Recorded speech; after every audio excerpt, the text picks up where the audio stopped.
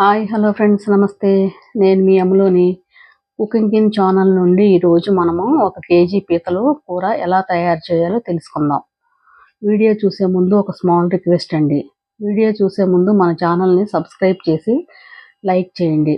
Video చూసిన తర్వాత మీ అమూల్యమైన సలహాని కామెంట్ రూపంలో తెలియచేయండి. నచ్చితే నలుగురికి షేర్ చేయండి. పీతలండి ఇలా క్లీన్ చేసుకుని ముక్కల కింద కట్ చేసుకుని క్లీన్ చేసుకుని పెట్టుకున్నామండి కేజీ పీతలు. దీనికి ఈ కర్రీకి కావాల్సిన ఇంగ్రీడియంట్స్ చూద్దామండి. ఇప్పుడు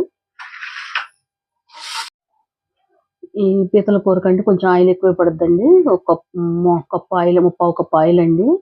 అల్లం వెల్లుల్లి పేస్ట్ ఒక 2 స్పూన్లు, పావు టీ స్పూన్ ఏమో పసుపు, 2 టేబుల్ స్పూన్లు కారం అండి, 1 టేబుల్ స్పూన్నర ఉప్పు అండి, గసగసాలు 1 టేబుల్ స్పూన్ అండి, ఒక 10 జీడిపప్పు పలుకులండి, పచ్చి కొబ్బరి ముక్కలు ఒక 5 అండి, చిన్న ముక్కల కింద కట్ చేసి పెట్టుకున్నాను.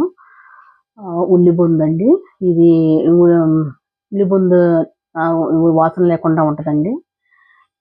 ఉల్లిపాయ పచ్చిమిరపకాయ ముక్కలండి, ఒక మీడియం సైజు 2 ఉల్లిపాయ పచ్చిమిరపకాయలు ఒక 3 అండి, కొత్తిమీర అండి క్లీన్ చేసి పెట్టుకున్నాను.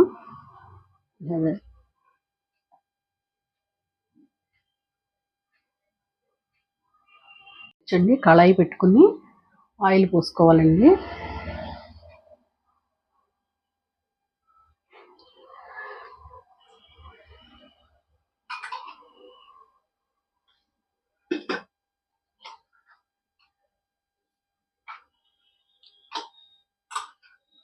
ఆయిల్ హీట్ ఎక్కిన తర్వాత ఉల్లిపాయ పచ్చిమిరపకాయ ముక్కలు వేసుకుందామండి.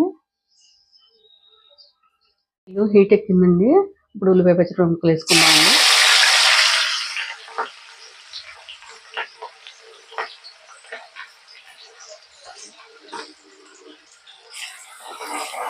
ఇలా కలుపుకుని మూత పెట్టుకుందామండి ఉల్లిపాయ ముక్కల మధ్య వరకు. ఆనియన్స్ ముక్కలు రంగు కలర్ మారిందండి. ఇప్పుడు అల్లం వెల్లుల్లి పేస్ట్ వేసుకోవాలండి. అల్లం వెల్లుల్లి పేస్ట్ పచ్చివాసన పోయే వరకు వేయించుకోవాలండి.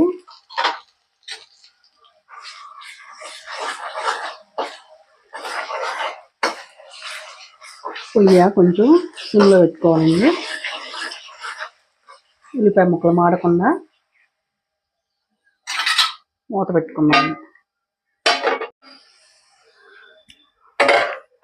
ఉల్లిపాయ ముక్కలు పచ్చిమిరపకాయ ముక్కలు వేగినాయండి. అల్లం వెల్లుల్లి పేస్ట్ కూడా పచ్చివాసన పోయే వరకు వేగిందండి. ఇప్పుడు మనం ఈ పీత ముక్కలు క్లీన్ చేసి పెట్టుకున్నాం. ఈ కేజీ పీత ముక్కలు వేసుకుందామండి.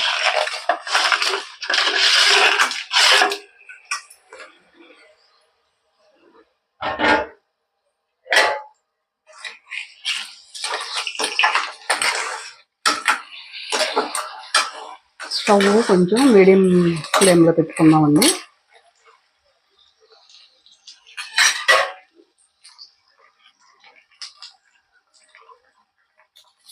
ఉప్పు వేసుకుందామండి, కారం వేసుకుందామండి,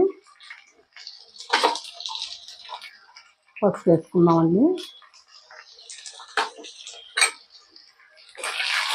కలుపుకొని ముక్కలకంతా ఉప్పు కారం పసుపు పట్టించండి.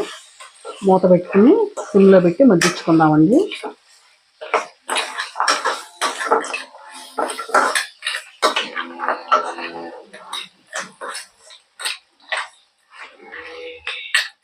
ముక్కలన్నిటికీ ఉప్పు కారం పసుపు పట్టిందండి. ఇప్పుడు సిమ్లో పెట్టుకుని ఒక 5 మినిట్స్ మగ్గించుకుందామండి. దీంట్లో పీతల్లోంచి వాటర్ ఊరుద్దండి. ఈ వాటర్ ఎగిరేంత వరకు మనం మూత పెట్టుకుని మగ్గించుకుందామండి. ఇప్పుడు పోయినాయండి. ఇప్పుడు 2 గ్లాసులు వాటర్ పోసి మనం ఉడికించుకోవాలండి.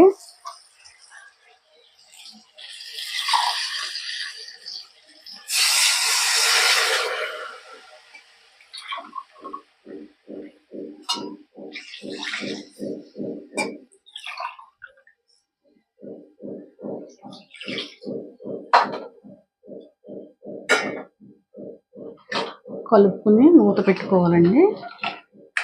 సగం నీళ్లు ఎగిరే వరకు ఉడికించుకోవాలండి.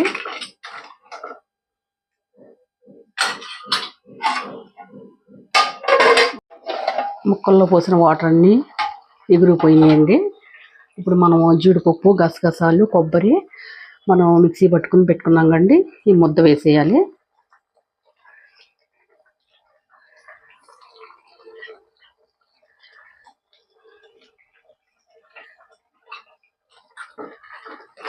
కలుపుకోవాలండి ఇలా. తర్వాత జారు కొడుకుని మనం అసలు వాటర్ వేయచ్చండి.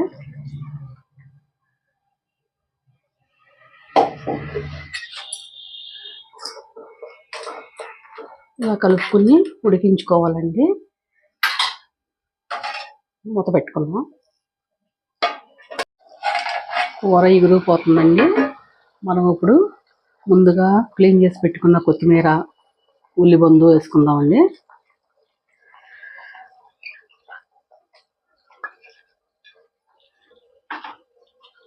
ఉల్లిబందు కూడా వేసుకుందామండి.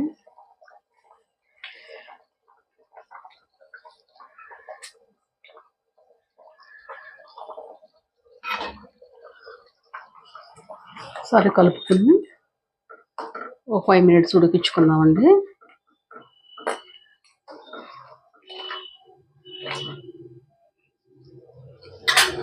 మూత పెట్టేద్దాం.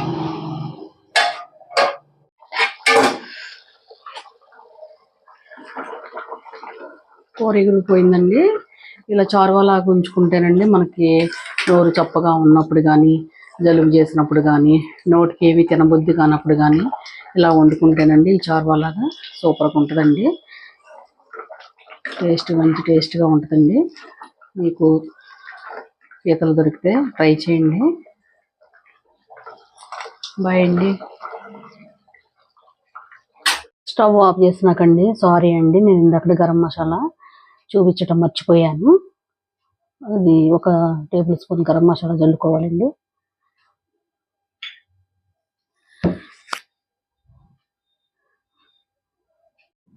మసాలా జల్లుకుని ఇలా కలుపుకోవాలండి. వేడి మీద వేసుకోవాలండి మసాలా.